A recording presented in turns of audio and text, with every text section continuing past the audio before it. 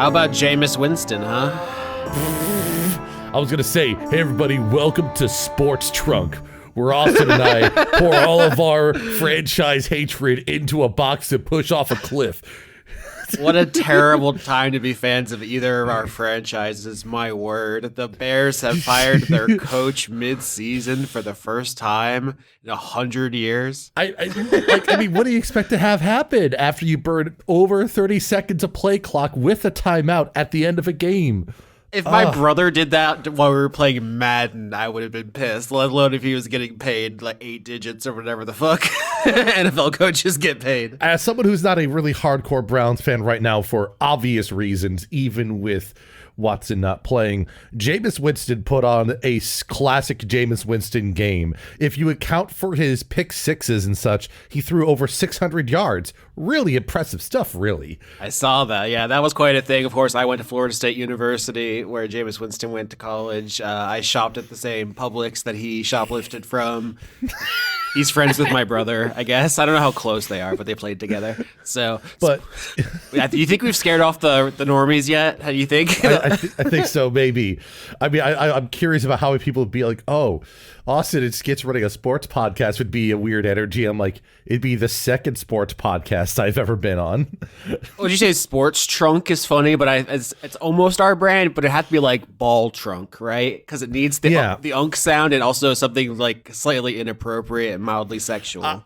My original thought was like sports lunks or sports lunk, but I think lunk might not play too well.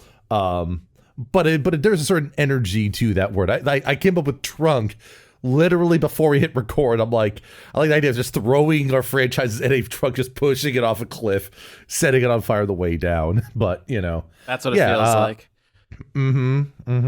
But it certainly does. Today we're here to talk about Shardpoint Academy, the series and the location. I think is this a crew gunk or is this a part 0 of the mini series we're releasing? I would say that it could be a little bit of both. And as far as mini series goes, we'll dive into the details of it. I kind of view this as sort of like a general reframing of like I've always been interested in taking Shardpoint and converting it to more of like a campaign setting. And this ends up being kind of a way to make kind of a type of campaign framework within Shardpoint, but we can dive into those deets as we go along. But it's a little bit of like crew gunk and a little session 0, get everyone kind of acclimated and ready to go kind of stuff. Longtime listeners, of course, know that there's the normal seasons 1, 2, 3, 4, 5, etc. And then there's one-shots we've done, little mini-series. There's things like where we've played other games like Kissing in the Weird Future or Thirsty Sword Lesbians. There's also ones we've done which have just been 5th edition Dungeons & Dragons, like Kill Frosty and Inheritors and stuff. But those are, I believe, the implication is none of those take place in the main like numbered universe.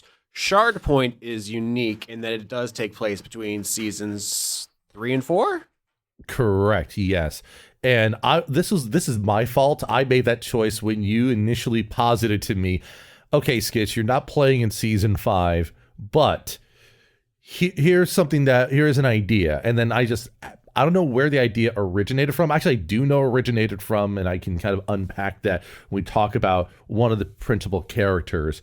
But I liked the idea of having a setting for one-shots, or, as we're going to see soon, like a miniature arc or other entities that sits in that sort of not quite contemporary modern setting that we had with Valentine, and also allowed for some interesting exploration of ideas in the aftermath of season 3, because for me, that immediate aftermath of the gods are dead, now what kind of energy was one of the things that inspired me to look at Shardpoint as an idea. Also, I think it's fun to be able to have the opportunity to do little winks and nods to other Dice Funk related things. And that's where I started with it. So being the one who made the first one shot, and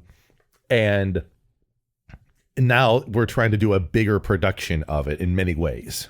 So a lot to unpack there. I'll just read the supporters of the show here in the Crew Gunk fashion. You can get onto this list, $10 or more, patreon.com/Austin Yorsky.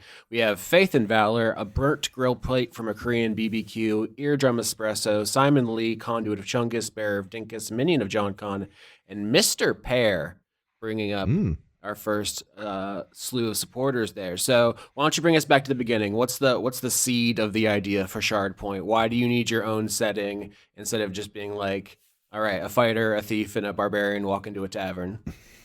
For me, part of it is just because I like designing scenarios. I like designing situations. And because at the time, there wasn't really a magical school setting or a set of materials for D&D in 5th edition in particular. This is well before Strixhaven came out when we first did this.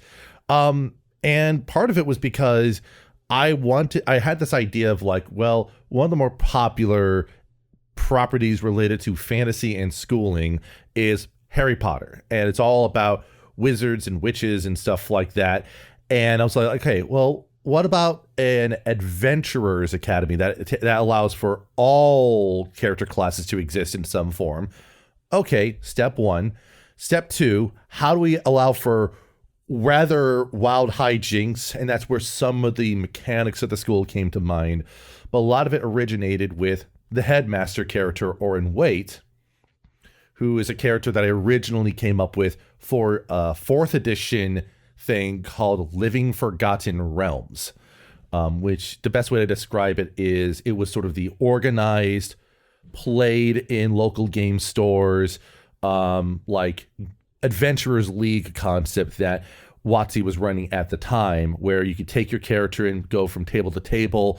Because of the way 4th edition worked, all the bookkeeping happened, and Orin was a character I had designed within that framework, and I always felt like they were kind of fun, but the impetus of the idea was tied to one of what is known as the epic destinies in 4th edition called Thief of Legend.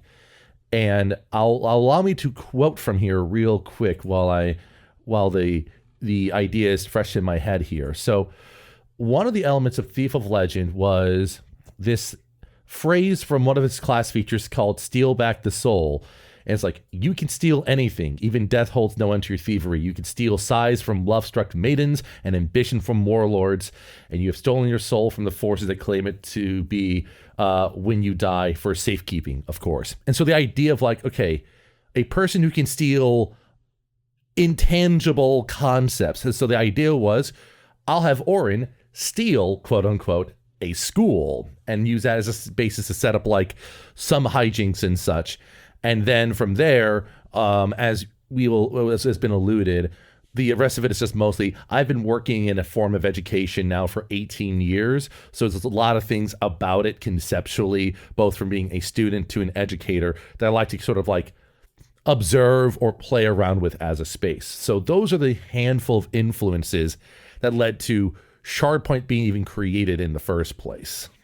So when we started, there wasn't really anything comparable in the tabletop podcasting space that I was aware of. Since then, it's like practically become a pretty popular trope. I know Dimension 20 has a school setting. Yep. Adventure Zone has a school setting. Like you said, Magic the Gathering introduced Strixhaven, which is their magical school. So I want to say we are the OGs. Check the publishing date. Was this 6 years ago or something when the first Shardpoint Academy episode went out? Something like that, yeah. It was I think early, it was like January 6th, 2019 is what I have. Yeah, and it was correlating to one of the downtimes, because it was one of many ploys by you to try to figure out a way to have the production schedule have some leeway. And realistically, that is definitely a plan that we've been trying to iterate on over the years, in different forms. But yeah, like it's still what's happening, because I'm trying to record the season 12 alongside of Shardpoint so that we have backup episodes. Yeah, and so I know a lot of folks are interested in seeing season 12. You got about another month to wait at least before that, but that's not a bad thing. That just means that we are both creating bandwidth for each other as we are trying to accomplish two very different goals with what we're running and what we're DMing and everything else. So next up, I have some other supporters to the show: Jewman, Jack, Sydney, Marzing, Polite Crow, Short Message, Miles and Danny, Love Dice Funk Forever, and Extellaris. How many episodes, without looking, would you say Shardpoint has, if you just had to guess, or do you know off the top of your head? Including the ones we've recorded or talk about published. Just published right now. Just published. My memory is either 4 or 5 total. There are 6 in this playlist. Good gosh. On Dice Funk. Yeah. I was gonna right. I was gonna say that even if you're a huge fan, even if you listen to every episode, and you're in the Discord and stuff, it has been over a year, I think, since the Shard Point. So it totally makes sense to like be a little foggy on the details. Like I think we definitely need to go. Yeah, February 26th, 2023. So almost 2 years, huh? Yeah, that was the one that I did with Laura and Jane and Fornea. That was the patron teacher conference. And that's the other thing about Shardpoint is that a lot of it is, I like to think of either a particular bit of wordplay or like a weird quirk about stuff, and we could dive in. I wouldn't mind even kind of giving like little like observations about those past episodes, because each of them have little things I find. That episode, I was very proud of the premise, and I'm very proud of how that turned out in terms of just being a very goofball episode for a silly bit of a premise there. But yeah, like we got plenty of things we can go over. So what we do feel is a good thing to start off with to kind of unpack what the heck is a shard point. I think that was a good idea. So imagine I'm a listener. I could be new and just want to be caught up, or I could be someone who's been there for the last 10 years and just like, refresh me real quick. Michael Skitchiano, who we didn't really introduce. I assume people know. It's in the description. People can find all your social medias. We're sorry. We're talking about football. But there's 6 published episodes. What do you remember about the first one? That's just simply called Shardpoint Academy on my screen here. You have a little sub names for all the episodes later.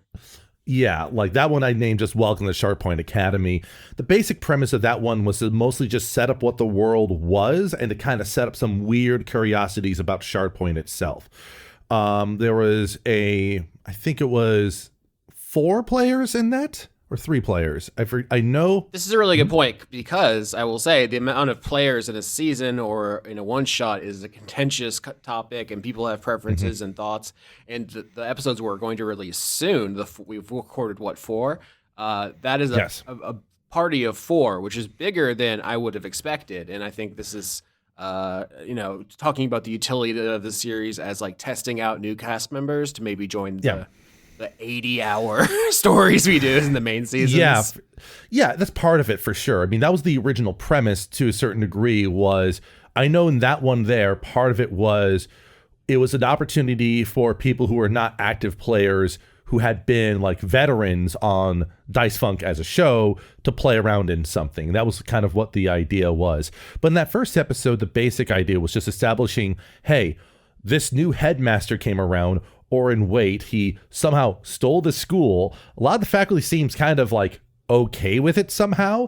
And then there's just a call of people to come to the office because a grand audit is happening and a handful of individuals need to have like records cleaned up before the accrediting agency catches that, and it causes a stink. And so Orin concocts a plan to give the party effectively a little bit of busy work, but at the same time, it leads to them recovering an item stored away in an archive that is this magic divining book that describes location of various magic items. So basically, that was the idea for like, if you wanted to run this as like a one-shot fodder for your own campaign, you can just imagine you're running the school, you're sending party members out to gather up some magic items and bring them back. And that was the initial idea of what Shardpoint was broadly about, and that's what I wanted to establish in that first episode. That's a nice broad kind of premise and setting, because you could have basically anything show up at the school because of magic.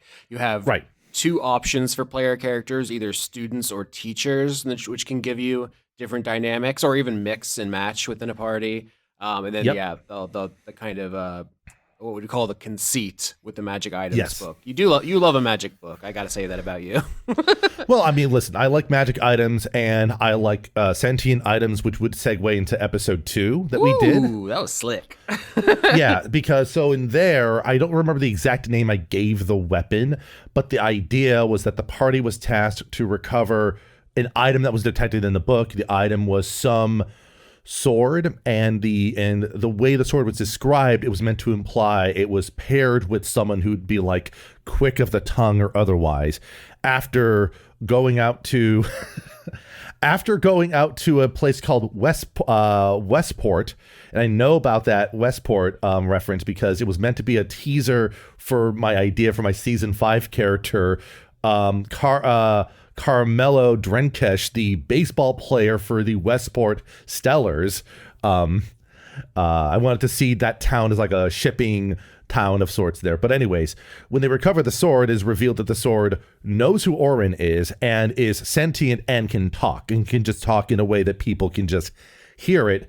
And my favorite part was that episode ended with the sword being instilled as an instructor at the academy, which is Yeah. That's kind of there's like the wacky bits that kind of make, it's not that we don't do silly stuff in the numbered ones, but they're just like a different tenor. I guess it's just like very you. Like I would have a talking sword and it would be like, either addicted to drugs or like a communist revolutionary or something. Yours is just like, what if I taught my little class? I don't know. It just feels different. Well, for me, it's also I feel like that's kind of a fun thing to do because it's like you do this and all the characters in the environment just look at it and think that's okay. So the question is like, well, that's kind of interesting. This is like such a weird and outlandish thing, but people just kind of roll with it. But I mean, as we look at materials for like Planescape, for Spelljammer and such, we see this type of humor in a lot of places in any sort of tabletop environment where everyone has their little thing they want to add in as like, here's my little guy, or otherwise that is just in there for me as a little bit of a chuckle there. Mm-hmm. And what's kind of funny is that sword actually ends up being featured in the subsequent episode, which I labeled as The Fault in Our Bards. Easily the best title. I mean, you're obviously famous for your puns. Half of the episodes in the seasons you're involved in have pun names based on some shit you said. But that one is even good for you. That I appreciate that. The premise for that one was that the Bard College, the Bard division of Shardpoint was having like an anniversary event, so they needed the party to recover a mysterious orb deep in storage. I remember Laura's character, like a storm cleric, I believe was what she was. She took the sword and used it as a weapon for the whole thing. You were playing a druid who focused on being a crocodile, I believe it was, or an alligator. I forget. I forgot about that. Yeah, at a certain point, I just refused to talk. I was being obstinate, but I was trying to contrast my first Shardpoint character, who is very too friendly. And we will get back to Sophia and like the importance of her as a side thing here, but for that, the big punchline for that whole thing was there was like there's like weird things that invaded into the closet that people were searching in. They find the orb, and it turns out that is an orb that just that when you turn it on, it just pushes out Otto's irresistible. No, it's Otto's irresistible dance. I believe that's what it is. I believe so. Yeah, it was a disco ball, right? Yes. That was the whole joke. Was the idea I had in my head was like, okay, the bards want to have a concert or a dance, and they want all their students to play, but they don't want them to feel self-conscious, so they made a ball that compels people to dance to whatever music is playing, thereby placating people who are getting over stage fright. That's that's like one of the classic like little punchlines that we spent basically 3 hours building up. Yeah, that episode's 2 hours and 40 minutes, and then the disco ball is the punchline. Right, exactly. And that's, I mean, to a degree, that's what I like to do. There's like a little bit of wordplay, there's a little bit of like pun, but also there's just like, I like the absurdity of magic as an idea, right? Because you look at all these different spells, you look at the effects they have, and a good amount of them, especially the ones with names like Otto's Irresistible Dance, they're basically in jokes that were conceived by Gary Gygax and Dave Arneson's like early play groups, and all the different wizards and stuff. And like, that's partly where I was coming from there. But again, it's also just like, the silliness of it. The following episode, I'm pretty proud of for a really egregious pun during it. That was confrontational education. Yeah, that was the Hydra pun. Is that what you're referring to? Yeah, the Icasa Hydra, because You're a monster. The idea was as a play on continuing education, a standard thing that people have to do in education.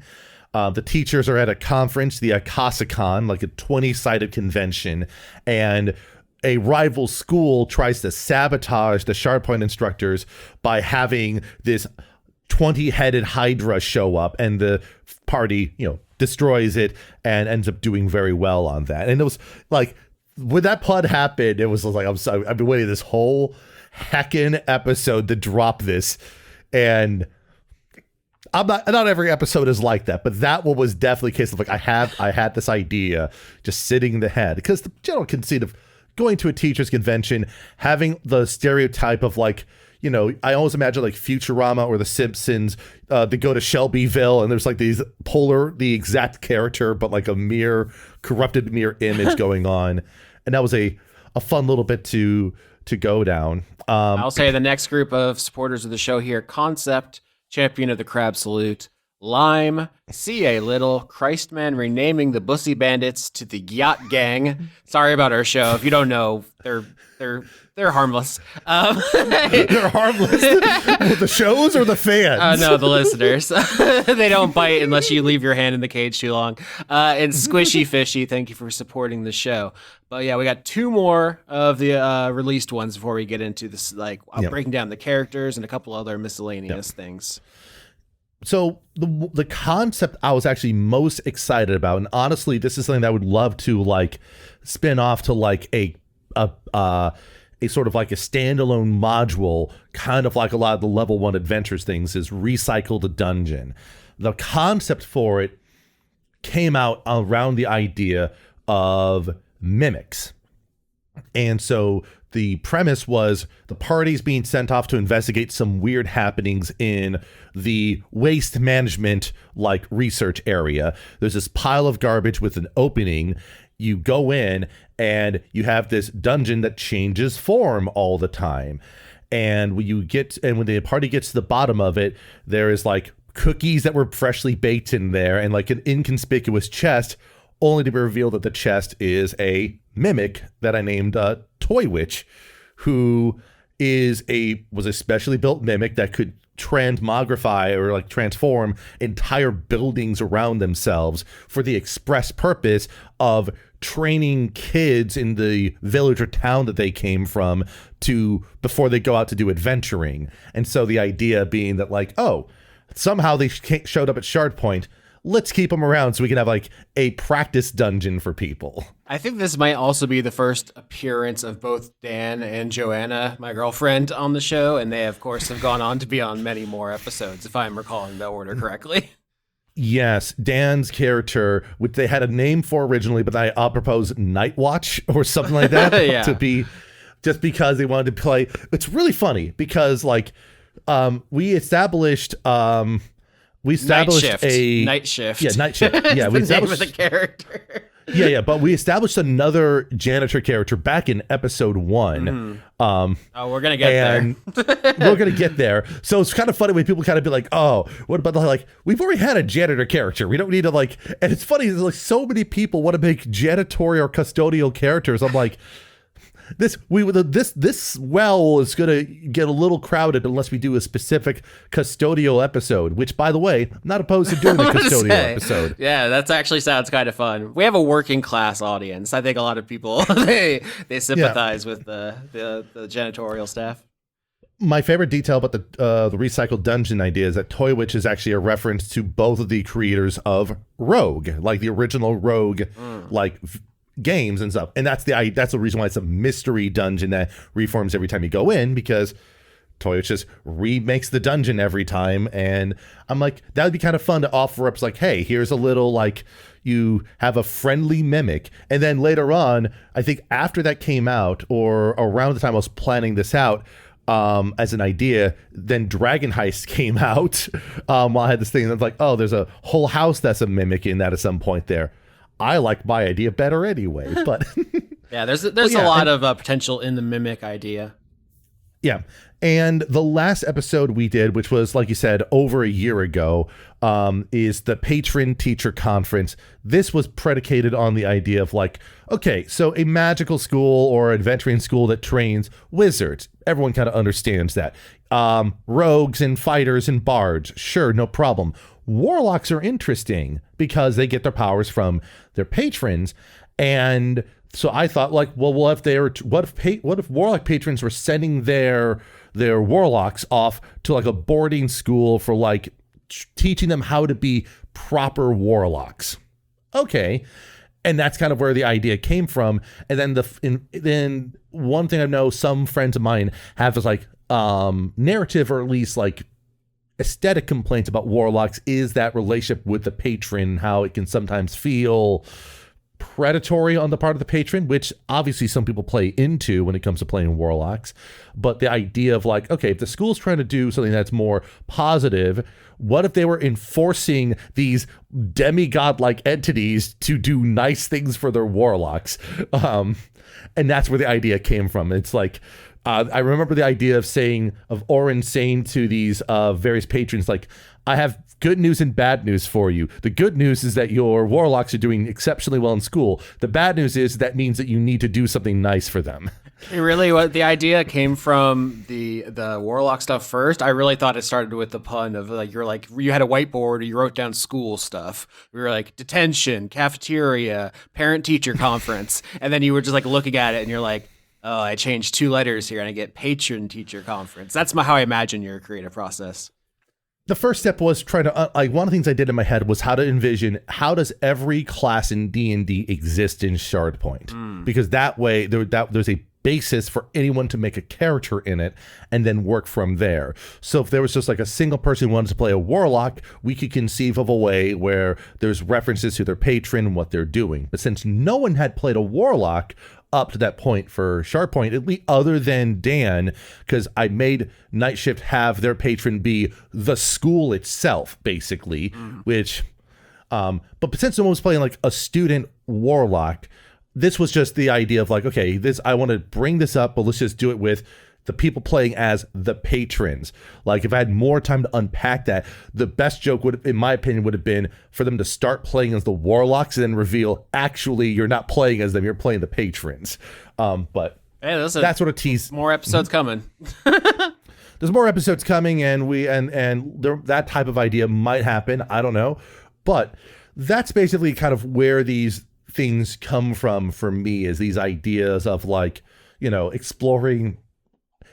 You make a pun, what does the implication of that pun kind of go? Or you look at certain realities or truths about Dungeons and Dragons, or really tabletop in general, and ask the question like, well, how would we turn this on its head a little bit and see what we can do with it? I feel like it's pretty obvious, but in case it's not, like, we didn't sit down and have a big discussion about like, here's what's in the East Wing of the university. Here's what the alumni association is like. It's very improv, very yes and. So like in the episodes you're gonna hear, we've established like, oh, there's a school for sorcery, a school for wizardry, and then like disciplines within that for like evocation and illusion. And then I think at some point I'm like, sports medicine, economics, just like normal university things to study. And as far as I know, you didn't shoot any of that down. Because my attitude in this case here is like the only thing that could be weird is proposing a discipline that might exceed the technology of the time. But even then, the technology is kind of in flux, because we had like refrigeration in Ilium, and we had like other things that were never going to escape guns. That. No, but I mean, I don't view that as a negative, because ultimately it's like, could you have refrigeration then? You have magical means of doing it. So as long as you have that idea, and as long as you have the means to insulate the box, yeah, you can do it. People is like, well, what about electricity? How you do it? Like, listen, You're overthinking the problem here. Like, I don't do that type of world building. In the case of the world building for Shardpoint, what I want to do is to sort of enable people to be able to inject ideas into it, and the setting is adaptable for that. So there are certainly ideas that are going to be thrown out in the next few episodes that may seem even more outlandish given what we've seen so far, even though on the surface are kind of mundane what we're doing in some ways. Yeah, so maybe it's not worth defending, but I will say traditional D&D since the beginning has had spaceships and laser guns and stuff from the earliest adventure modules. It's what if we were playing in like the Conan the Barbarian universe, then I think we would probably need to be a little stricter about that stuff. But I actually don't think it's even honestly out of bounds of what D&D is as a product.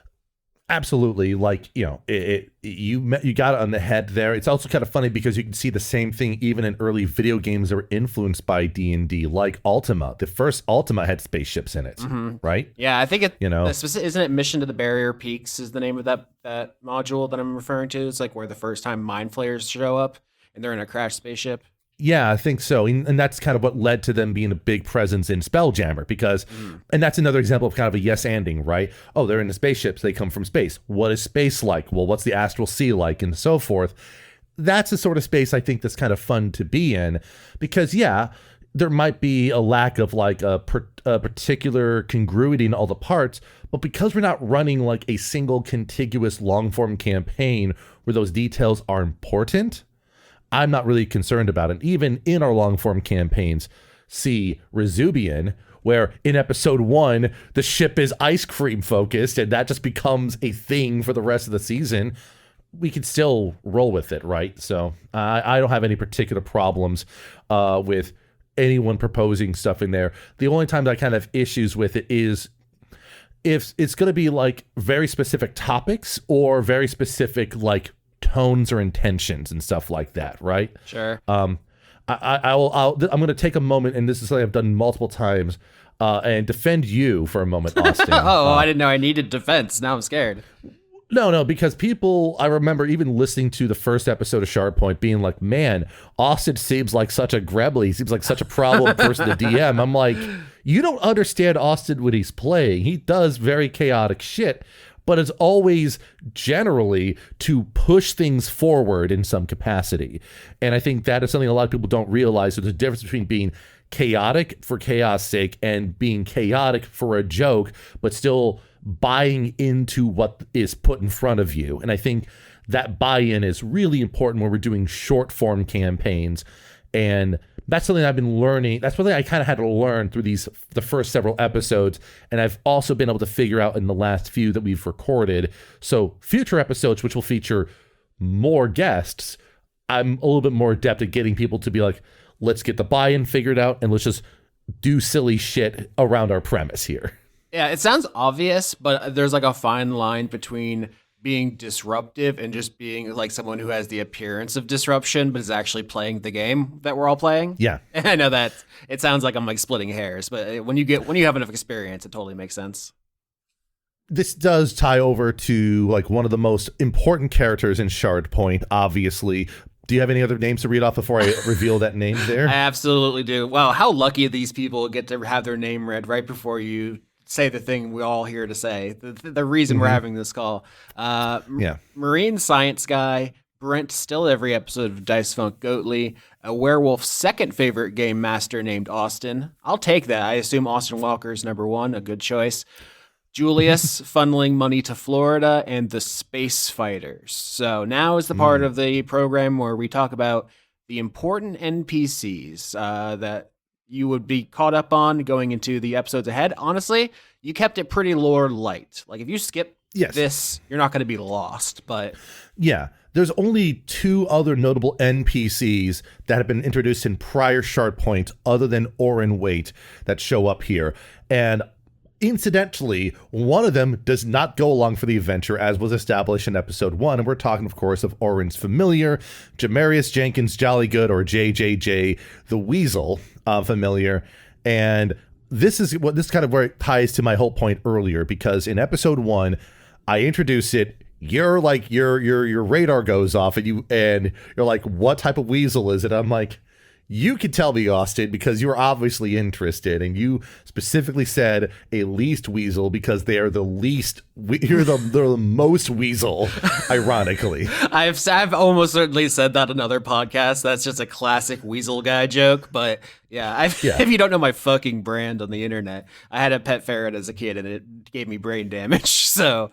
Well, and the reason why I had Orin have a weasel familiar, that was a reference to my first D&D character who also had like a ferret weasel familiar. So I just wanted to make a reference for me back to that. Oh, that's fun. But then your character, Sophia, the Tabaxi, I forget what her classes was that she taught. I think she was like a archaeologist fighter or something. She's a pretty simple dum-dum. Yeah. And by that, she immediately pounced and basically wanted to steal Orin's weasel. And the funniest thing about stealing JJJ was that it actually was one of those things where I'm like, wait a minute, this actually plays into my favor. And being able to reveal like Orin is communicating through JJJ, able to kind of observe through his familiar, because that's what familiars are able to do. And like, obviously became a crowd favorite more so than a lot of other stuff. There are more fan art illustrations of JJJ than beloved characters I had hoped to catch on. Sometimes that's how it happens. The other character we introduced that does get an aside during the upcoming arc is the Goblin Janitor, Sparkles, right? I think is the name of the I think so, yeah. Fucking night shift and Sparkles are janitors. Yeah, I like Sparkles because I just like first and foremost, I just like the idea of this is the Goblin Janitor who's very magically capable, but mostly is using it to remove graffiti and stuff off of walls and the like. And I remember Leviathan even noting like in his art of like Sparkles dipping his tail in paint and painting stuff with it. This is what you get. We have like a goblin expert fan artist in the community, just like going to town there.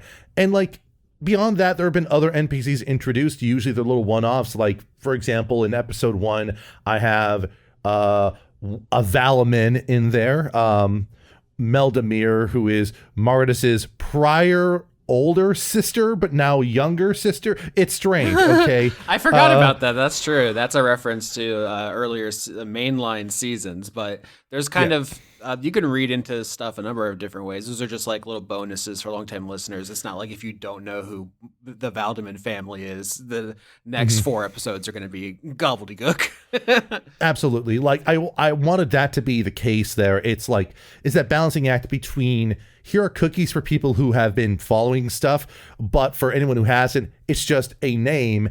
And maybe if you listen to the main series, you might be like, oh, is that oh, it is related.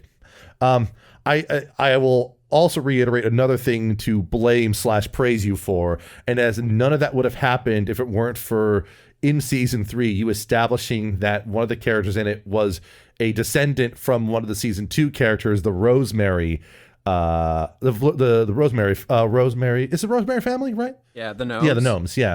Yeah, because that was the thing that I remember DMing and being like, I have this idea of my season 2 character Elias still being friends with the family, hence Elias's son being involved, and that's what led to like the Valamans being a bigger thing than just one character in season 2 practically. And that became its own fun thing. But Shardpoint, beyond that, there's plenty of other NPCs. You do not need to know any of them, and for what was coming up in the next month.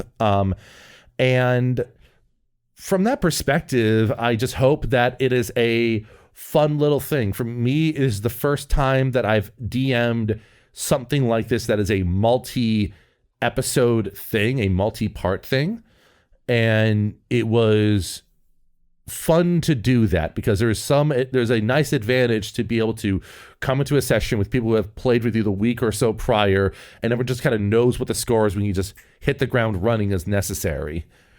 It's a double-edged sword to do a one-shot because it does give you kind of a blank slate where you don't have to come in with a bunch of homework. You don't have to be like, oh, fuck, what was that guy's faction called? What's his secret motivation? So you have that, but it also, there are things you miss that you can't build. Like, you can't get someone to, like, really choke up when a character dies because it's like, I just met him 20 minutes ago. I'm not that attached, Yeah, for sure. And, like, And to that note, it's also just the fact that like scheduling and coordinating is always kind of a weird thing to deal with when you're doing we were trying to do a bunch of disconnected one shots.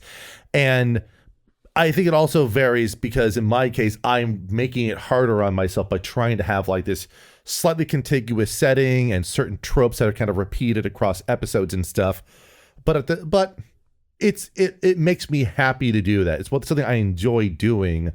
And it also makes it easier for me to come up with ideas because I can draw from personal experience, anecdotes from peers, or just like hypotheticals I can throw out in the world there, because it's like, yeah, most of this is not really defined, so we could just make it up as we go. There's at least one episode in the upcoming arc where because of circumstances, I could not pre-plan anything that was going to happen during the episode, despite trying to research it for a solid week or so and just coming up with nothing, and then just having to just ad-lib it on the fly for the entire thing, and it was a blast. Oh, I just realized what you were talking about. Yeah, that sequence is going to be the thing people talk about for years. When we do a Shardpoint introduction 6 years from now or whatever for that mini series, we're going to be like, all right, first we're going to have to talk about that thing. I can already tell. And like that, but I mean, again, that's kind of the fun of it. What I like to do, I want to do more of in the follow-up episodes is offer a scenario to, here's the situation, here's some ideas, what do y'all want to do for it? And one of the things I'm already getting feedback from some of the potential players are the ideas of playing other systems other than D&D. I actually have an in-universe rationale for why we'd be running different game systems. I already have that figured out. That's cool. Yeah, I don't think you need that, but it's always fun to have the mechanics and narrative dovetail. I think it's funnier to have a bullshit in-universe reason that like people are like, oh, that doesn't make any sense. At the same time, I'm like, I kind of operate under, if I were to give like the most inspirational source for the tone I want for this, it's Futurama. That's kind of the tone I want to go with here, is that type of like the wide range of nonsense they can just kind of do in the show, and they can just add to the world, add to the canon of what the universe is, and not have to worry too deeply about it. Like one of my favorite episodes of it was the one with the Harlem Globetrotters, and Professor Farnsworth doing like advanced mathematical theories related to something that was actually a published mathematical proof tied to that episode, which is just like, I'm not saying we're going to do anything like that on Shardpoint, but that's like, that type of spirit is really endearing for me as a creative when it comes to this. There's really no limits, or no limits that you don't self-impose, because the palette, the page is so blank. Like, what do you have? It's like there's a university with a gnome headmaster and his weasel familiar, and then there are students and teachers. If you wanted to play Call of Cthulhu, you just be like, oh, go investigate the spooky groundskeeper's hut. If you want to play Warhammer or something, you'd be like, oh, the neighboring school has sent over a squad of hooligans, or I don't know. You could just do whatever. Sure. Heck, for Warhammer, you could even make it like, the military leadership student club is going to do like war, like a reenactment, like a Civil War reenactment type thing in some field, and so we're going to use the language of Warhammer or some other game system like that to talk about it. Now granted, I think the only limitations we really have are what can be presented in the format of the show, in terms of being audio only. So like, for example, Lancer, as much as Lancer is fun, way too dense to do a one shot for, in my opinion, because of all the mechanics that are found with respect to the way that mechs are built up. But it's so focused on the grid and using the grid to measure ranges and stuff. And like, it's cool. I've played Lancer, a few sessions of it. Very fun, very D&D 4th edition inspired, but not something that would work well for the show. Icon, by contrast, the more high fantasy game, could work, but that would require a different approach for that, and probably require more than just a one shot to do. Sure. So I'll do the next slew of supporters here. Thank you for making the show possible. I paid $10 to get Austin to dunk on himself in the credits, and so should you. Or pay $20 to defend your poor, and then it cuts off. I assume your poor Austin's dignity because he's taking a beating tonight. Eric Ogren completely missed the Patreon tier update. If you haven't checked patreon.com/AustinYorski in a while, you can now inflict your OC on me. I will put your character in the show because that's, I think, a fun experiment. Actually, yeah, I'll add to that. I'm also willing to take on that for Shardpoint. Awesome. Just throwing that out there. So if you want a random NPC to be involved in a story, and you're paying in that tier, just contact me accordingly and we can work something out. This next one is incredible. I don't know that they knew this was coming, or maybe you did this, but the next name is, quote, I, Austin Yorski, give full legal and IP ownership of Dice Funk to Michael Skitchiano in perpetuity. Perfect. Couldn't happen to a worse person, you know? Chase Sterling and Tara is giving money to say hi to all the cats. Thank you for making the show happen. Is there anything else you want to say character or setting-wise before we move on to any other elements? Because I think there's something to be said about timing in the one-shot and the mini-campaign or mini-series format. But let's say I'm a new listener. I know there's a gnome, there's a school, there's a weasel. Anything else? Yeah, and I will say that there is going to be an inciting incident very early in the first scene or so, really, the first episode kind of sets up what is my general premise of what's going on. The name of the episode, the name of the arc, or the name of what I'm considering the quote-unquote campaign I'm running is Shardpoint with the subtitle The Century Book. And to explain in abstract terms what it is without revealing anything about it, the idea basically came down from two sources of inspiration. One being the idea that in academic research, one of the end goals, whether you're a doctoral student or otherwise, is you research something and then you publish it and share it with the general intellectual academic community to build a pool of knowledge, and then pairing that with the mundanity of like yearbooks. So the idea is that the Century Book is a century-long yearbook that chronologues a wide variety of topics, achievements, and things that have happened at Shardpoint to be submitted to the broader community. And that is what if there's like a primary MacGuffin that the upcoming series, plural, are about, it is that specific object and what is going on with it. There's no reason to get precious about terminology. It's not like there are consequences. Like the cops are going to kick the door in and be like, an arc is not a series, it's not a campaign. No one cares. Yeah. But yeah, I'm thinking of it as like Shardpoint is a setting or a location which we use for one-shots and miniseries, essentially. Right. I'm just saying that all these upcoming arcs and one-shots are all in this particular plot point, all this particular premise. They're all interlinked because of it. So it's a shared universe type scenario. And that's why I'm considering it kind of like not an asynchronous campaign, but like a fragmented campaign, a way to think about it. It's not a singular plot line all the way through. It's more like we have an opening chapter. We'll have a bunch of other things going on. And then when we hit a certain point, we might have a closing chapter that will end this series of things. And that's what I'm going to try to produce in parallel to season 12. There's a flexibility to it, right? If you're doing like the Twilight Zone or whatever, you can just have like different dudes show up, whatever. And as long as something kind of like cool and spooky happens, you feel satisfied. But you also do have the opportunity that if certain people can show up every week for a month or whatever, then you can get more out of their ideas. Right. And the idea is that even if someone's doing a one-shot, it contributes to the progression of that broader story. But if they're doing an arc, we can then, instead of focus more on the player, we can focus on the character and unravel the character a little bit more and have some fun with that. And I want to have that flexibility for either direction because, like you said, sometimes a group of people want to go together make some chuckle fuck jokes, and their characters are just a means to an end in that case, and that's fine. And others spend a lot more time thinking about their characters, their motivations, and what they're doing.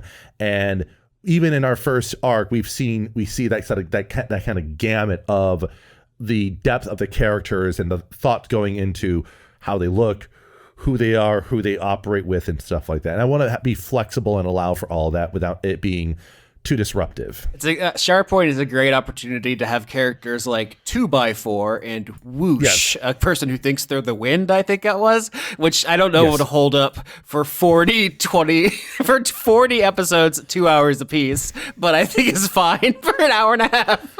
You say this after we had a season with, XXX Reaper what was it like? Yeah, I mean, Quinn is a once in a generation talent, so let's not try to compare ourselves to XX Black Ebon Reaper XX. Yes, just the whole point though, like, a joke character could certainly develop into a more pathos, a more empathetic character. That's not off the table, but it's not a requisite. And if someone wants a fairly low engagement in environment here, that's fine. But like I said, I'm doing the lofty, overly complicated idea of like, this is not a campaign, but it also is a campaign. You see, it's a setting. In fact, I want to segue this into a question I've seen around in the Discord and so forth, sponsored by Egon, Nickelvein, Spirit of Gender, Shrug They Greater Than She Greater Than He, 666 Neopet 666. I upped my donation so Austin can have a family and you should too. And Dust in Dark Water. So does Shardpoint is introduced to our listeners between season 3 and 4, which is like season 3 is essentially traditional fantasy, often called medieval, although that's not quite accurate, and 4, which is cyberpunk. And yet Shardpoint is mentioned, I think, as late as season 9, and people are asking, is it extant in the world?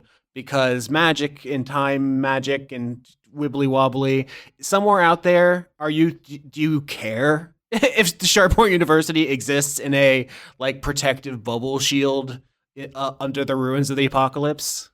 It very well could. I just never even put any thought towards that because I like it. I like thinking about Shardpoint to me in that particular fixed point in time. It's almost like, could Shardpoint exist as a location, as an entity down the line? Sure. Does it have anything to do with the particular window of time I'm building all my Shardpoint episodes around? Not really. And I don't like being authoritative on whether or not it exists beyond the apocalypse. Like, if people want to say that, that is their prerogative and that's fine. And we've already had folks doing such things. But it's also just like, I personally view like a lot of the pre-season 6 world to be effectively wiped clean off the table, not just the D&D stuff, but a lot of the Dice Funk stuff that I had done. And that's also why like pretty much every character that I have run in season 8, 9, 10, and 11 don't make really any strong references to pre-season 6 sort of stuff in Dice Funk. That's just sort of like the domain to operate in. And that's just a choice I've made, but that's not to say that these things don't exist. We established that like Valman Aeronautics still exists in season 10, along with other things that were established in there.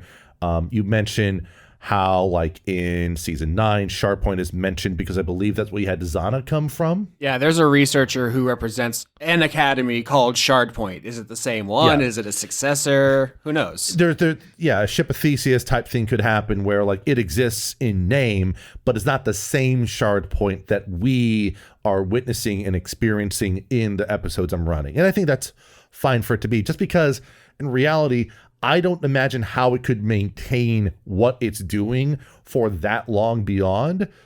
It also could be simply that Shardpoint in that situation is some other random institute that just adopted the name for one reason or another. They found ruins of Shardpoint and wanted to name themselves the same, or it could be the same facilities and just entirely different faculty, because Orin is not going to be alive for that unless there's like time travel shenanigans going on or something. I don't know. With magic, anything is possible. But yeah, for me, it's kind of like it doesn't like the political situation in the Middle East doesn't really matter to me. My viewing enjoyment of Ed, Ed, and Eddie, you know, like you don't have to think of like broader implications if you have a small scale story. And for me, it's like, yeah, Shardpoint is like fucking around in the library, and we don't really need to think about that stuff. Absolutely. And like I said, this is not to dismiss people who like to do fan theories about stuff on that domain. It's just like, I don't like being the authority about whether that's the case. I don't even like being the authority saying whether the Valaman family exists in the mainline post season 6. Like, I was halfway anticipating that a Valaman would have shown up during season 11, actually, given some of the stuff that we were doing. But if it didn't, then I'm just like, I'm not concerned about it. It's okay for that to have its own temporal place in things. You're a very deferential person, which is interesting because you are, as we've said many times, DMing these episodes we're talking about. So you're in a kind of uncommon position of having to be an authority, and you're often just like, well, what do you think? And I'm like, I want to grab you, Skitch, and be like, tell them to shut up. Tell them to suck eggs. For me, I think it's partly because, you know, I look at being authoritative as a source to be important. It's authoritative. I like being authoritative insofar that I can provide answers when asked within certain contexts. But when it comes to, does this matter within the scope of what I'm trying to tell as a story or what I'm trying to convey, it's either going to be, you know, just fan theory shenanigans, like, you know, details about what happens to Trajan after Arabella, or Max and Cammy after Rezubian. Like, yeah, we can speculate on little things that happen here and there, and I like to think on that. But when it comes to being like, hey, Skitch, so yes or no, does this thing still exist? I'm like, I don't want to commit, because it's almost like I want to answer when I have a good idea for an answer, and I may not have that answer until I'm in the middle of something. Someone says some random one offline. I'm like, that's a good idea. Let's do that. You know, you don't want to put too many markers down, because then you might have to contradict them later. I feel that. I'll even throw this. I'm not throwing Laura under a bus or anything, but even like, to spoil a little bit of Rezubian, there is a very big reference to season 4 character Renee Eddy and Martis Valaman. I was in a position of like, when I was writing that into my backstory for the character, they were meant to be more illusory, like an illusion or a reference or something that was like a derivative down the line. And in the season, Renee Eddy's chassis just shows up at one point. I'm just like, I did not anticipate this. You just kind of go with it. And I think that's partially kind of the fun of improv in general, is, like you said before, the yes anding, I think, is a really fun thing to be able to do. And after earlier struggles, when I tried to be more narrow in what the pathway was to get through a session, I wanted to set myself up for, here are the general scenarios, here are where I want us to end up, but what happens in between is more about what feels natural and showcases the players as much as possible.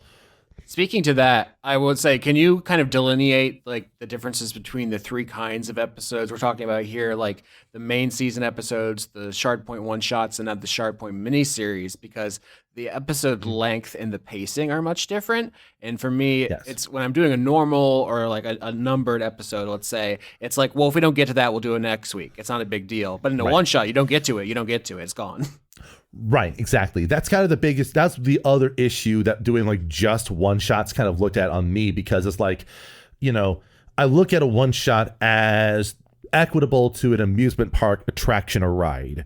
The people go into one point and they have to exit on the other side in some way. There has to be a resolution. And sure, you could have like a downer bad end when everyone just dies, but that feels weird tonally for what we're doing for Shardpoint, like for Kill Frosty, or even like, oh shoot, I forgot the one that Dan DM'd for us, the household. yeah, household and stuff like those situations. I think because of the tone and the style, it's okay for us to have those sort of like bad ends if you wanted to. Shout out to But for Crouton from Household. Yeah, but in the same sense, when it comes to like Shardpoint, it doesn't feel quite that nice to do. But also, it's just like, yeah, for me, I'm like, I have an idea of either a punchline I want to get to or a thing, and that does necessitate a little railroading. And one shots can be really aggressive for that. I think that's pretty stressful for everyone involved, and it can also lead to these overly long sessions. I remember when we recorded the second episode and I was having some troubles with it, we went for like over 3 hours in the recording process because I ran into some personal troubles trying to manage how scenes were panning out, and I needed like a break in the middle of it. Whereas in what we did for our little mini series, I was originally planning on it being just 3, and we ended up doing a 4th. But I think that's kind of the play area, right? We have regular seasons where we can just end on schedule as long as we have like a sufficient button or cliffhanger. For one shots, we kind of have to end the damn thing in one go. And then if we are doing like a mini arc, we have a little bit of play. It's just like we can have it be 2, 3, 4 episodes or so, and it just kind of feels like whatever. I don't have to be as rushed with the pace, and it makes it way more relaxing to run, especially once we get that first episode rolling. 3 or 4 hours isn't unusual for a session of like tabletop role playing, but in the podcast format, yeah, it does feel like, oh fuck, this got away from me because you want people and that's listen to your digestible program and not have to commit to this whole thing. I mean, like it's every time we're doing stuff, I'm keeping an eye on the clock. I'm thinking about the workload. You have to go through to edit stuff together and stuff, and that's part of it. And the digestibility of the show is really important. A one shot that's 2.5 to 3 hours long, I think, is tenable. I think that's okay. But I was pretty happy how the last one shot I did was under 2.5 hours. I think that's actually a pretty decent pace for a pretty self-contained one shot. We have time for each player to have like fun moments with their characters and stuff. But after this initial mini series, for subsequent things that we're doing for Shardpoint the Century book, again, we might have one shots and we might have mini arcs. I'm leaving that up mostly to the players and what they have time for and what they kind of want to do with their characters in the story. And that's another layer of flexibility I need to have, where for some of my ideas, I need to be like, this could be a one shot, or I can stretch it out to an arc. And have some ideas, I'm like, this is a 2 arc idea. I currently have 4 episodes worth of Shardpoint on my computer as I speak, so I know there will be 10 episodes of Shardpoint existing in the world soon, but I don't know how many there's going to be after that. I assume if you need me, I can show up and pretend to be a goblin. It's very easy for me to be a player. I don't know how everyone else feels, but for me, I don't need any prep. I can just, I'm Hugo the Goliath. I went to school for violin. That's a guy. I just made up a guy. Sure. It's so easy. Honestly, it's even less about like the time it takes to build up a character. I think it's a lot more about, I know you and you know me enough that we can play off of each other really easily. It's like we don't need to have a session 0 to prep things out. When we came to your character stuff in the upcoming arc, I didn't need to pre-prep that much because I knew we could just come up with something on the fly and just go with it. And after bouncing a few ideas, just run with it. And that comes from just knowing you for how long now, just like too long, about a decade. Yeah. Like, and that's kind of the thing, right? But every player is different. Every player has different things that they need to prep up. I mean, I know Laura is a very fast prep, and so is Jane. Sarah, I know, likes to spend a lot of time thinking up her character ideas. And I know that we do have a person who is new to Dice Funk as a whole that's going to be introduced in that first episode of our little mini series to open things up. I'm really excited about having them on board.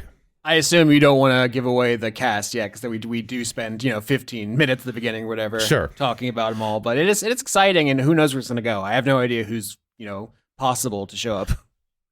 I know plenty of people I want to reach out for, and I think it'll be nice once we get a few of the first episodes out, it'll be easier to tell people kind of like what the premise is, because for me it's a little cerebral and a little bit hard to explain in an elevator pitch. I actually make a comment to my students in class about concepts for video games.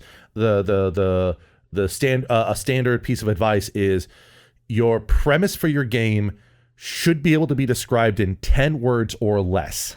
And if you can't do that, then the concept might need to be whittled down for like the elevator pitch or the subject line of an email if you try to pitch your game to Devolver Digital or Armor Games or something, you know? There's also the fact that we're recording things pretty ahead of time. So like people Yeah. who have all that stuff in the can aren't, talking about it in public yet. So, and also, you don't know where the real world is going to take you. So I thought JD Vance was going to be unemployed, but now he's the vice president of America and he's on our show. So it's weird.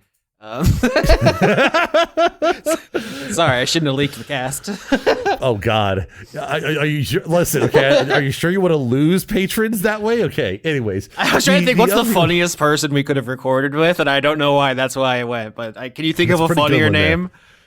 No, I'm not going to think of names. Okay, I did want to add like I have some things I want to mention when we get to the end of what we're recording here. But are there other things you want me to unpack, explain, defend, justify? Put your dukes up. Almost done with the names here on the list. Gambling Pig has no regrets except most of his 20s. Nephisticidia, the queer sheep, poor jobless, living in a van but finally free of state service. Aaron Norgard, Tsukagi's husband, and a good Brent. Blue Sky Bitch for Let's Talk About Snacks podcast. Very much appreciate you being with us.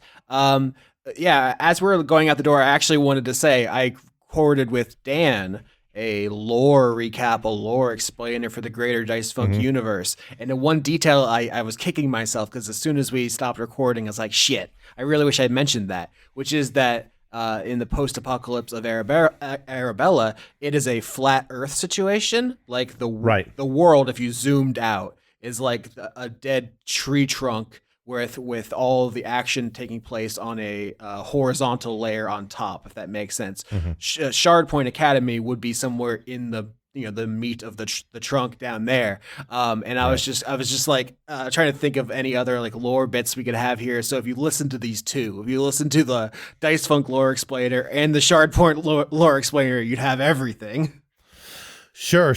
I need to post up the lore explainer with Dan. I didn't get that together. Anyways, but beside the point, I think the main thing about what I like about Shardpoint is what it provides is just sort of like a window into that period of time when the gods are dead, magic still works, and people are trying to figure out why. And I think it acts as sort of like a teaser into season 4 when the sort of like the in-universe, in-character reveal that like magic works because of the platonic forms, and the forms grant things. It's not the gods that do it, it's the forms, and that leads to the conduit like era of Dice Funk from 4 through 6/7 basically.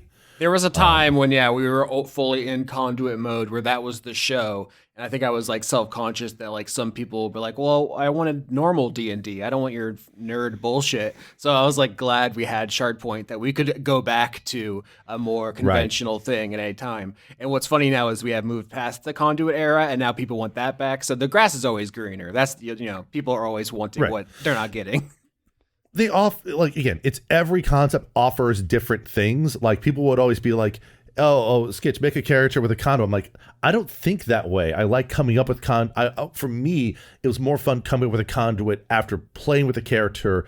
And the silly way I would describe it, it's like a cutie mark in My Little Pony is a thing that even though you are given a name that seems to cast you into a certain role, the idea being that discovering what is your identity then manifests in some form. And that's even why, like, I remember when before I had to step aside for Conrad, I was like, I want to make a character for season 5 that has no conduits. And it was just like, Skitch, that's not going to work. Everyone has a conduit. It's like, damn it. I wanted to play a zero magic character. I can imagine if this is very successful, very popular, people love these Shardpoint episodes. Maybe we do more things like this. We could do a mini series set in like a no magic world, you know, something more like our world, just like contemporary stuff, or with a different flavor altogether, and we could just have more variety. You know, one idea that I saw some people mentioning is like, people talking about like, was there a PC based on the bit of slime that was thrown into Arabella, and like you could have a slime only like mini arc or something. You know, there's lots of things you can do. Slime time, right? and the point being, like, these are things I think would be, this also kind of want to expose as like an idea for the show in general, right?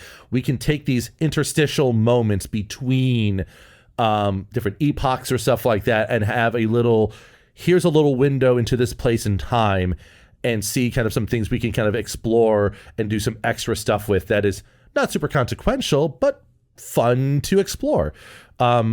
There hasn't been a plasmoid player character, but there was an NPC, just to answer that, because Slime was a sentient slime mold who is the ancestor of the plasmoid, which is a D&D race I popularized. I'm taking full credit. Plasmoids had not shown up in any published material for what, 40 years before I brought them back? I'm taking credit. Fuck it. I don't even care if that's true. But yeah, like, you know, I've even talked before about like wanting to do like more Ardling/Ardwing stuff at some point, or other things, and like there's lots of opportunities for us to do these extra explorations if we wanted to tap on things that the audience might crave, or even just we crave just narratively to mess around with. And I think that's part of the reason why I'm glad to have kept Shardpoint in the form I've had it, where it's in this particular place and time, it's a particular tone, and even in my efforts to make it have a more mixture between anthology and serialized sort of format, it still offers a lot of light interactions, commentary, and situations that are fun to dive into. If Shardpoint didn't exist, it would be necessary to create it. Which reminds me, if you're looking for all of them, because they're scattered throughout the RSS feed, but there is a playlist on the YouTube channel. And I want to say that obviously you have the login for that, Skitch, so you're free to, you know, futz with any of that stuff you want to. I do want to get like a consistent like naming and numbering thing. we got to get the art back up. I lost all my Shardpoint art when my computer died, and you do all the music, so yeah, I wanted to do new music, but I have done, basically because of the past several years, I've not done a lot of orchestral stuff. So a lot of my workflow for that has kind of decayed, and the sessions I have been depreciated for various reasons. So that's a difficult thing. I also have to design a whole new workflow for the videos because, long story short, the way that the title sequence was originally designed involved not only Adobe Premiere and After Effects, which they're trying to get off of entirely, but also utilizing some stuff from like Red Giant, which was $200 per year to get some of those effects. And so I'm just like, no, get rid of all that, rebuild in DaVinci Resolve and stuff like that. So that is part of it. So I may not have like fan art per se. I could provide you with something that actually ties to what I wanted to end some of my talking points on, which is some of the extra help I've been getting in other areas. I can actually wrap this list up right now with Midlife Stasis, Conduit of Inevitability. Matt Lackitz doesn't have the mental energy to update their Patreon name anymore, but still listens to every episode avidly. Thank you. Dr. Goatman. And Francois V, a deleted scene, everything, everywhere, all at once. So we've talked about the world lore. What's the real lore? What's the human lore? What do you do? Like, everyone knows, you know, that you do audio cleanup and stuff. I am still editing these episodes, but if you want to like just clarify, if anyone's curious, just like, what is the Skitch credits on this whole thing? So yeah, music, like the music that plays in the opening and ending, is still going to be done by me. I think we might start with the same music we've run with before. If I make it an updated version, I might hand that over to you. You can incorporate it here. among things I have gotten help with is there's been a handful of listeners who I've consulted with on the side as like a board of directors to get ideas, including Jade on the Dice Funk server. Jade has been a very consistent fan of Shardpoint and has been very good to soundboard ideas off of. Rose C. Malo's another one. Accelerus I know has been involved. Aline, the artist, has also been involved in that. So I always have to thank anyone who's been able to allow me to soundboard ideas off of. People who have helped with the initial outreach of getting new players involved are both Sarah and my best friend Fornea. So I cannot thank them enough for the help they've had to help like connect and find people. And Joe has also been very helpful in trying to like get people and find people to bring them into the circle and such. One of the things I'm doing for kind of the first time is I'm having someone else design the title sequence for it. Have you seen the render that I posted on the little server we have? I believe so. I want to say that I'm leaving all of these reins in your hands. Like I have written every episode description I think in the show's history. I'm just not doing that this time. So I will try to do that as well as I can. I'm going to have to get that stuff to you later this week. But the title sequence is by Matt J. Crowley. I found him because a fan on the Dice Funk server, and let me make sure I get them correct here real quick here. Yeah, I'm seeing this. You're panning over the books on the shelf. Yeah. Bella the Worm. Bella the Worm dropped a link to a video of the VTuber Lucky Bun doing like a long analysis of Metal Gear Solid, and then Metal Gear Solid 2, and then the Silent Hill games. And I've been watching Lucky Bun stuff. Lucky Bun is also very fun VTuber. But the editor for those videos is a person by the name of Matt J. Crowley. And after chatting with him a few times, I'm like, hey, would you be interested in helping me like come up with some assets for the YouTube videos? This is something that's more of my hyperfixation in the show production, because this is outside of what matters for you, because you care about, I need the art sketch, I need the episode descriptions, I need the the media links. And I'm like, I need a title sequence here. So we have We're very different people. We have a number of things in common, but no one would ever confuse us. Well, and to a degree, it's like people will say, Skitch, why do you care so much about like doing the video stuff? Part of it's because it gives me time to practice a skill that I didn't have before in the same way.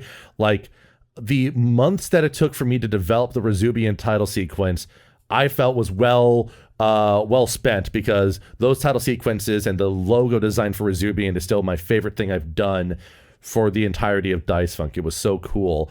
And so like being able to try to draw more people in to just expand the reach of the show, but also it's to try to delegate more, and that's always difficult to do. You know, I mean, you're doing that to me, and I'm probably creating a bit of stress on you due to like my struggles of getting things running, but that's just, you know, we're all trying to make this work together, you know? We're all doing our best. Yeah, I mean, I am on the episodes we've recorded. I think you mentioned briefly that, you know, my character was easy to prepare for, so that's not like a secret, but I don't have to be on all of these. There could definitely be ones where it's all new players or a mix and match of other people. I still assume I'm going to edit it just because I am, at this point, I have the muscle memory of some kind of freakish mythological creature for doing that.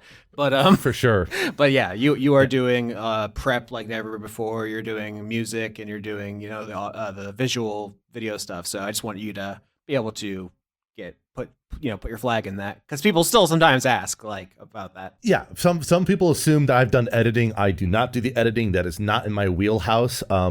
You have so much experience doing that, and you're so fast at it.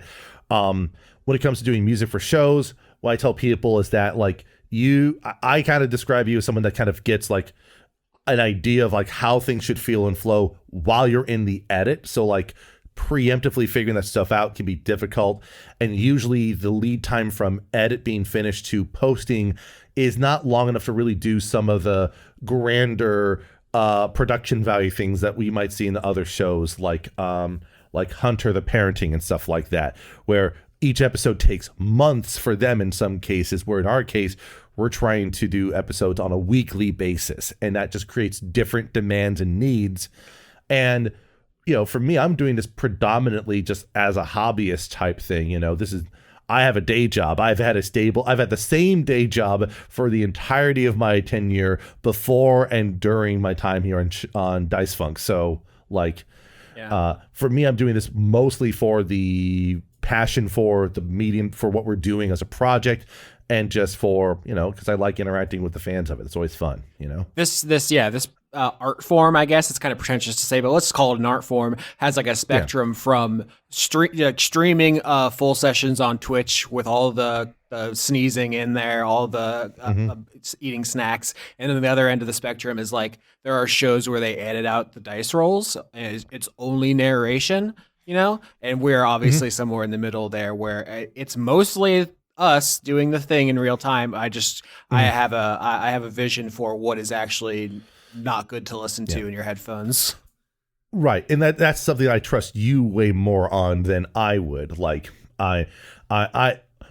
the lack of authority that I can have on certain things, like the things I really like being authoritative on is on like instructional design stuff. That's why I get such a conniption over like things in the 5th edition player's handbook and DMG that I get really angry at, because I'm like, this does not onboard new players effectively. What are you guys doing? Kind of stuff. But when it comes to like, oh, what do people want to listen to? I don't know. I'm not as strong in the medium of narrative podcasts to be able to make those judgment calls.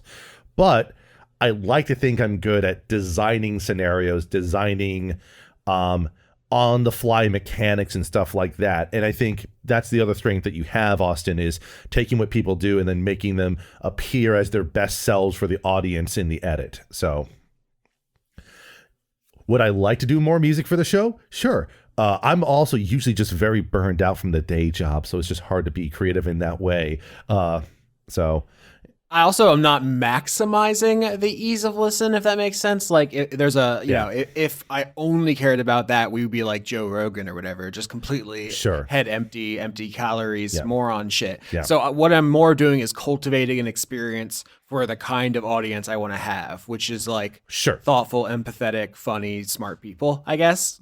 So like the audience could be bigger, but it could be smaller. I've found like the niche I'm comfortable with, I guess. I also think I'm anticipating that a parallel between my characters during long form seasons is going to manifest in Dice Funk. And that is, unlike other players, I take a bit of time to kind of figure out what the emotional core is of what the storylines are for my characters. I would say kind of in a post-mortem manner that I think Boyce has probably been like the cleanest execution of that I think I've had for a long while. That's funny because I think Boyce was like a character pretty early on. We had like an emergency meeting about, I don't know if you want the audience to know that, but you're like, I don't know what's happening with this guy. Well, it's like the tricky part was like I had these vague ideas of like how the backstory connected to stuff, and it was translating that into clean, actionable in-character moments. But I think what happened was that by the time we had come up with a strategy for it, the timing of when those plot threads introduced themselves really worked well. I think in retrospect, it feels way more clean than it was behind the scene in that respect. Yeah, I think you would never know from the listening experience, I think. Yeah.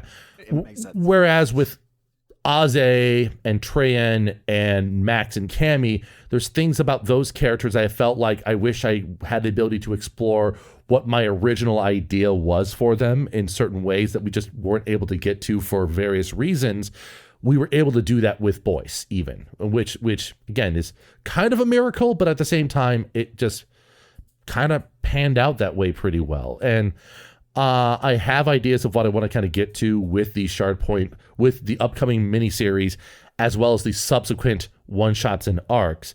But as I keep rolling, I'll probably get better at kind of like teasing those things out for people who are listening. I'm happy to report that my new Shardpoint character is perfect. I hit every beat I wanted to. People are already saying a masterclass of acting and writing. No one's even heard it yet, and they're saying that. So, Yeah. There's been no complaints about it from what I've heard, and that is a credit, I'm really out of my comfort zone. It's the first time I think I've ever played a man. I know. I don't even say that on the show, but that's literally, I think, my first player character who's just a guy. Okay. Obviously player character. I think, that is. I know for Shardpoint that is true. And think about the other seasons you've had a player character. It's like, you have Wendy, like, even both of your characters in Banyan, it's just like, so. That's the shocking, hot gossip, the twist, the thing. People are going to listen to this and be like, what the fuck? I can't believe it. What a bombshell. So wait, Austin's played a character with a bussy? Okay, let's go. Okay. Well, I think we're about to wrap up. I've read the list of names. I am Austin Yorsky. You can find me at patreon.com/Austin Yorsky to find Dice Funk, the show we've been talking about, as well as Spew Punk, the bonus show where Quinn and I talk about movies and books and music. We just had a great episode talking about a bunch of really incredible music. The new album by Halsey is fucking a showstopper. The new Godspeed You Black Emperor, new Kendrick Lamar. Fuck me. It's a really good show.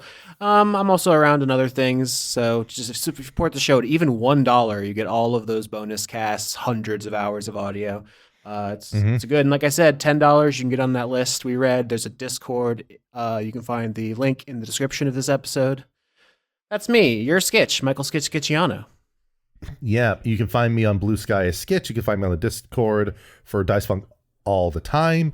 In terms of, I was gonna say, like, I've never been on a Spew Punk. I don't know if I'm a good fit for Spew Punk even, but the point being just like, there'll be a point where I'll do some shenanigans on that side when the scenario is correct for it. But for additional like calls and credits for my friend Fornea, you can catch her on twitch.tv/Fornea. And she's also on Blue Sky. And for Matt J. Crowley, his YouTube channel is Video Kind, where you can check out his videos under the So Much for Pathos series, among other things. So those are the names I wanted to make sure to get out even more than myself. And if you have any other questions or threats, you can just issue them to me in the Dice Funk server.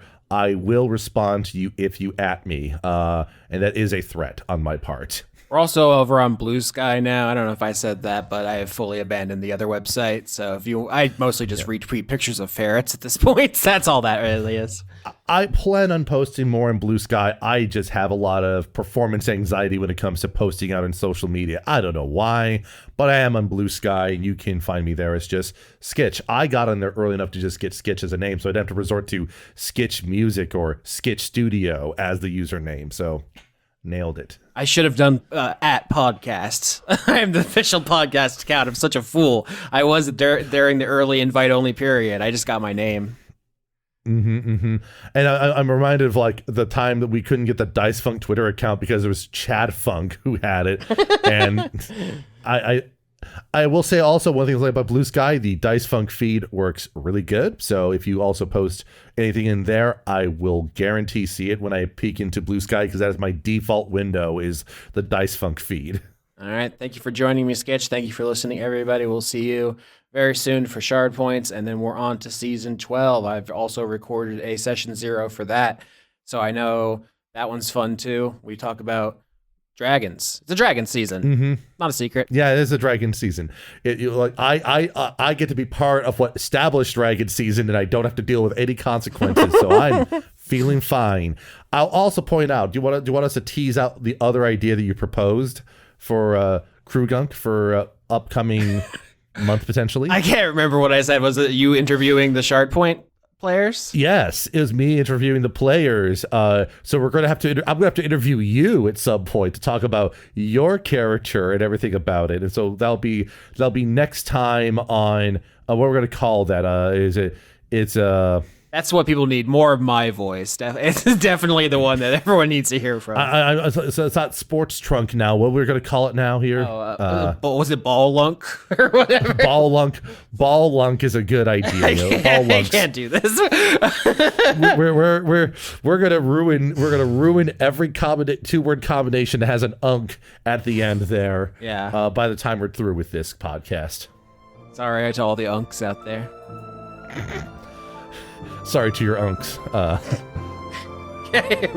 Word to your mother, sorry to your uncle. That is a terrible mixtape to drop there, Austin. I think we need to get out of here now.